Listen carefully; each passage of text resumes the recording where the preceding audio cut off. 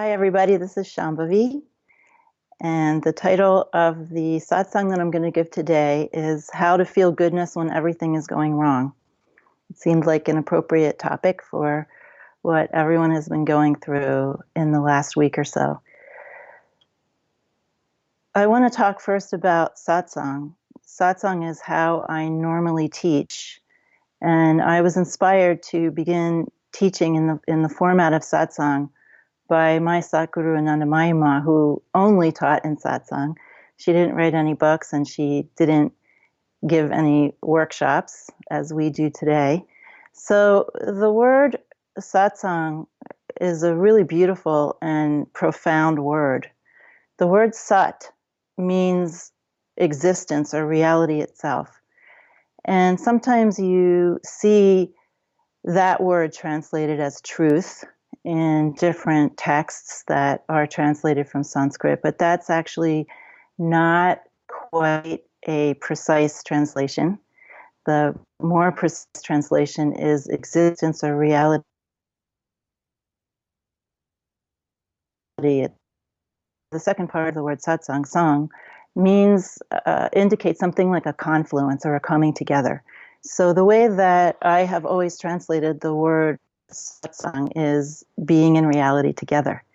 Now, in the tantric tradition, especially the Shakta tantric traditions of Bengal, one of the most often used living symbols for our reality is that of a city. And if we think of a city and what a city has been historically, a city is a place where you come to meet people. It's a place where you come to have diverse experiences. It's a place where you come to experience something that is unique and different from your ordinary everyday life. It's also a place where you come to have conversations. It's a place where you go to a cafe or go to a bar, for instance. You don't come to a city necessarily to be on your own. You come there to have experiences, meeting and sharing and talking and experiencing diversity. So satsang is also that. And it reflects something very fundamental about our reality according to Trika Shaivism, the tradition that I teach in. And that is that our manifest world, the world that you experience every day, is a stage for meeting all of the diversity of life. And it is also a place where you come to talk, where you come to exchange, where you come to share, and where you come to express yourself.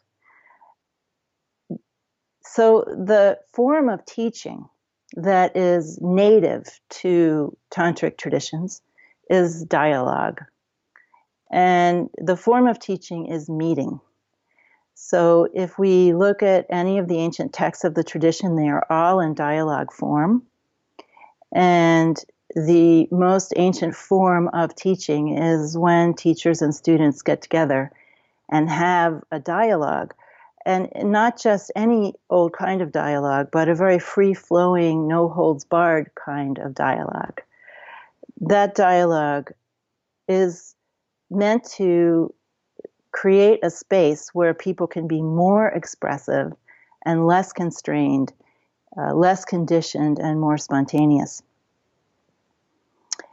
I'm going to reflect a little bit on the title of this entire conference, which begins with the word radical. And I want to try to be a little radical myself, or inject a little bit of radicalness into this process, which of course, if we just took it literally, is not a dialogue. It's me sitting in front of a computer talking into Skype, and you sitting in front of your computer or other device, and on some level, I would think feeling rather safe and secure, which isn't what happens in satsang. Often in satsang, people experience a letting down of defensiveness, or even a little bit of thrill or fear because they're being seen, or all kinds of special feelings and spontaneous arisings of human communication and vision that happen in satsang. So this medium that we are in right now is not really in keeping with the medium of teaching in this tradition. A little bit of history about myself. When I was in my 20s, I wrote a lot. I wanted to be a writer. And the form of writing that I liked most was drama. So I used to write plays. And one of my most pressing concerns was how to break through what's called the fourth wall, meaning the wall or the imaginary wall between the actors and the audience. And in fact, I had this bizarre idea, which only I think one director ever actually understood what I was talking about, which was that the actor should not act. They should say the lines of their roles, but they should say them as if they were saying them themselves without any taking on of a character.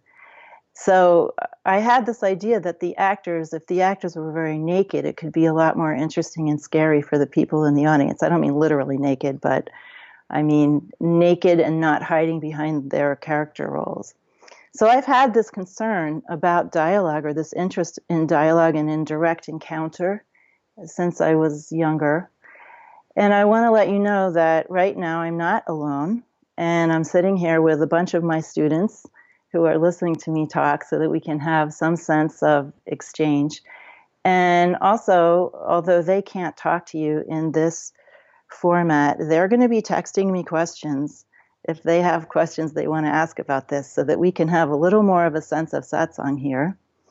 And also, I want you to know something, which is that when Jacob, the organizer of this conference, asked me to do this, I immediately said, can we film a satsang instead? And that wasn't possible. So I'm doing my best to bring that feeling here now. And when he and I agreed that I would do this, and I thought about it, I want you to know that I was thinking of you. And I was thinking of all the people that might be listening to this. And I was holding you in my heart in the same way that I do when I give satsang and when my students are there in the flesh, as they say. And that right now, as I'm talking to you, you're still in my heart. And I hope that you can receive this teaching in a way that feels a little bit dangerous to you, a little bit exciting, a little bit more naked.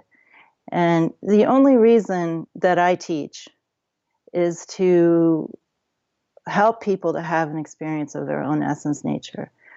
I really have very little interest in just imparting information to people. So I would encourage you to relax and see what you can actually experience during this satsang, or form. It's a specialized form of a satsang, and the best we could do.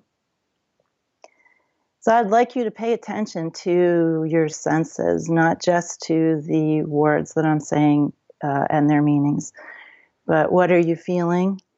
What arises for you?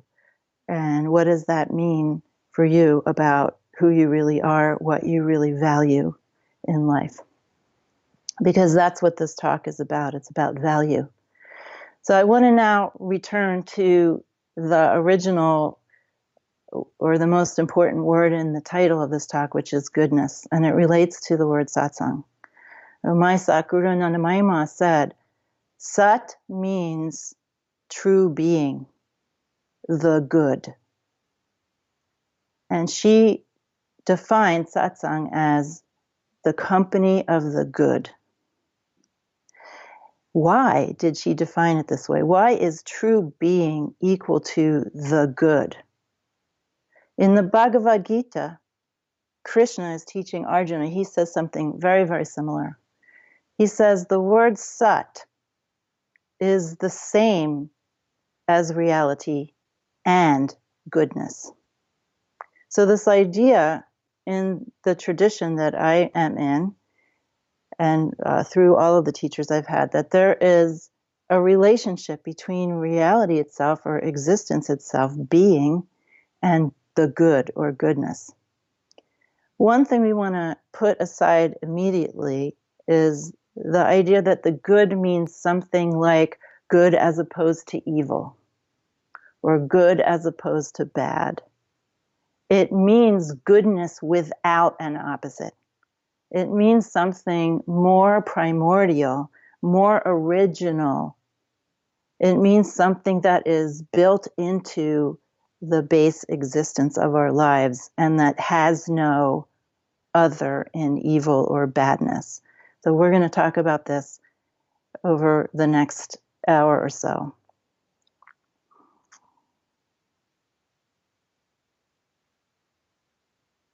This goodness is a quality or the nature of God. So when we say reality in this tradition and in many of the other what I call direct realization traditions, such as Dzogchen and Chan Buddhism, when we say reality, we mean something that is alive and aware and that is full of wisdom, that is goodness in and of itself. So, for instance, in the Trika tradition, one of the names of reality in and of itself is Shiva. And one of the names of Shiva is the auspicious, meaning that there is something fundamental to our reality that is auspicious and good. And because we're talking about all of existence, it means that our own selves are also fundamentally auspicious and good. This is very difficult to understand intellectually because, of course, we have the experience of suffering. So a question that inevitably arises is, how can everything be good if there is suffering? And I'm going to try to answer this question for you a little bit. And I'd love it if you would have the attitude during this that you're going to feel yourself and feel your own responses to these somewhat radical notions. They come out of the experience of yogis. They come out of the experience of doing a lot of practice. And they come out of my own experience, too, of doing a lot of practice. So hopefully, because we share the same essence nature, hopefully as I'm talking, you'll be able to feel something of what I'm talking about. So this goodness has many, many names. One of the names of this goodness is rasa. Rasa means a sweet taste. And it also means taste in general. And this is important for how we can begin to understand what this goodness is.